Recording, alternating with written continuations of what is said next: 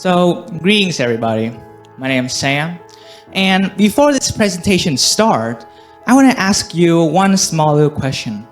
At first glance, what do you think I'm going to be making a presentation about? Is it about some grammatical structures in English? Or is it just some of your usual English daily classes?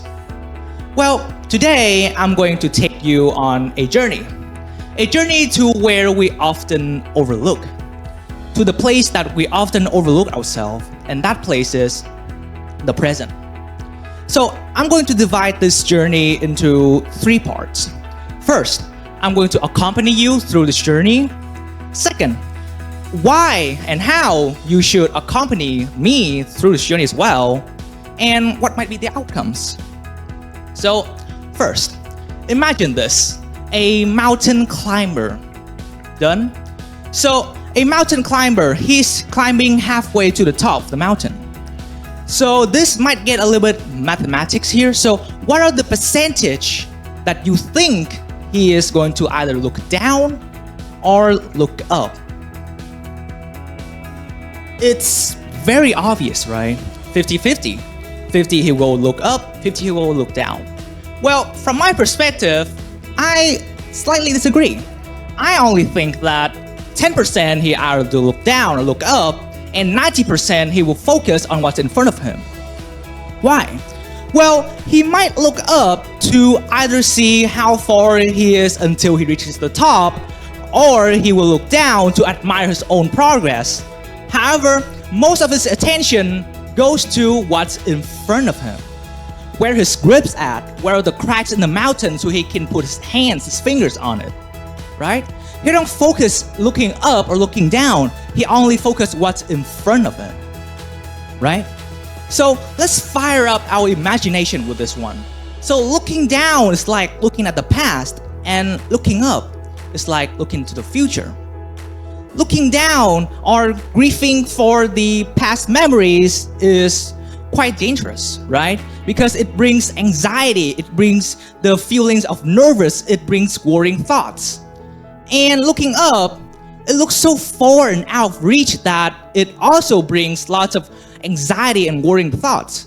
However, an experienced climber, they don't got all those weird feelings, they don't got anxiety, they don't got the worrying thoughts that many of us inexperienced climbers got, right? So that's the power of focusing in the present. So the past is like a rearview mirror. It's so necessary for brief glances, yet it's so dangerous. And the future, on the other hand, is like a distant horizon, where it's so far away, it's so out of reach that no matter how much you ride, it's seemingly that you cannot reach there at all. And both distracts us from one thing, which is the earth beneath us, where life actually happens. So why is looking at the past or looking at the future so dangerous? And how can I start focusing in the present moment? So looking at the past is very necessary because it lets us acknowledge and know our own shortcomings, our own mistakes, so that we don't repeat them and improve our own shortcomings. And looking to the present is also very important as well. It is crucial. Why? Because we know who are we working for. We are working for the who in the future. I'm working for the me in the future, and you guys are working for the you in the future. It's important. However, it slowly gets a little bit absurd that most of us goes a little bit too far, because we start to get anxiety when we have grief for our own past failures. We slowly have nervous thoughts. We start worrying things when we look too much in the future. We start to unable to cope with things, unable to be able to cope with unreal situations, and start having thoughts such as, I won't be able to cope this is impossible, I won't be able to do that, and it's dangerous. And that's why I really want you guys to prioritize in focusing in the future. And the most interesting thing about this is that everyone here probably haven't lived in the present for at least a moment. Well, I might get a little bit of miscalculation here. However, I kind of like guaranteed that most of us always be aware of what will happen in the future. Most of us. Like for example, a presentator who are presenting here. You guys are preparing, right? And I can bet that most of you will always have this nervous feeling before going to the stage, right? Because you don't know what will happen. You don't know if I can remember the script. You don't know that. What will happen if I forgot this part of the script? Will everyone laugh at me? Will everyone judge me about it? Right? Things get a little bit dangerous here because you start to lose yourself.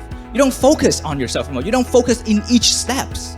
And that's important because you have to prioritize in each and every steps you go, because what you believe in is what will happen. So let me take an example. Let's take a look here. Let's see how many things are black in this whole room. Done. Now tell me, find 5 things in this whole room that is blue.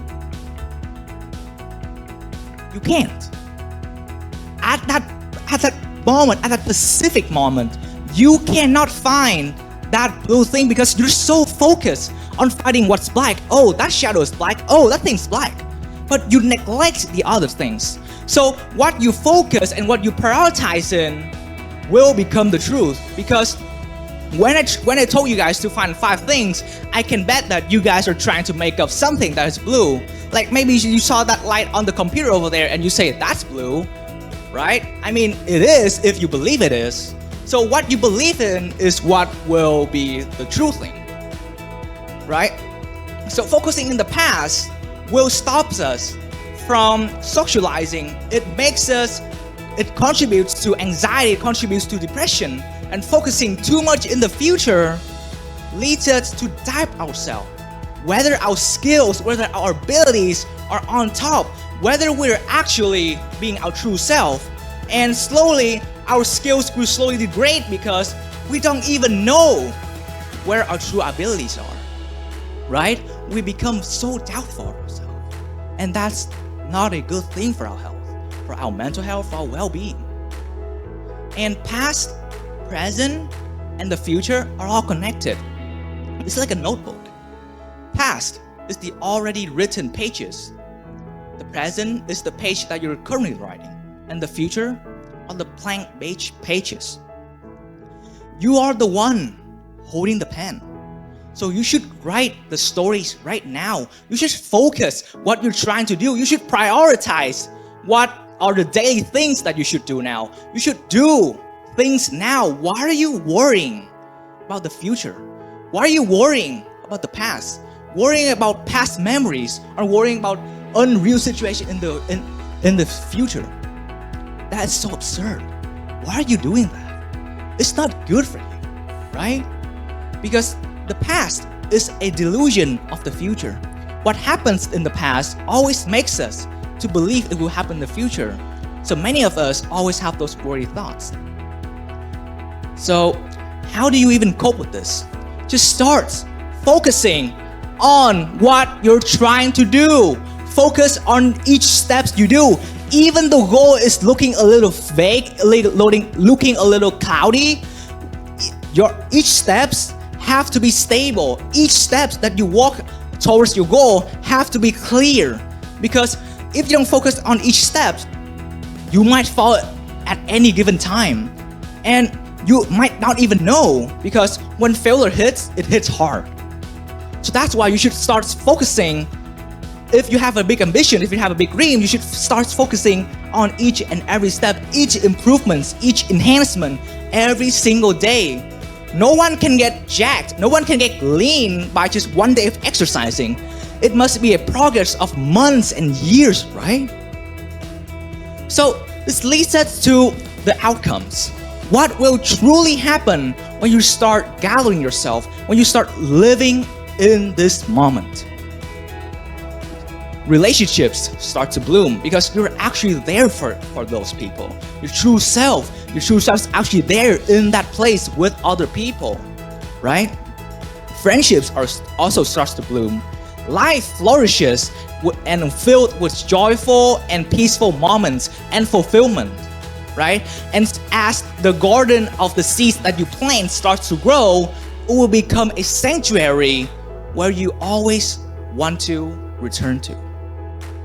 And after all of this presentation I've been talking about, I only want you guys to remember this one quote. This is the quote. Life is not measured by the number of breaths that we take, but by the moments that take our breath away. Thank you. Thank you for listening.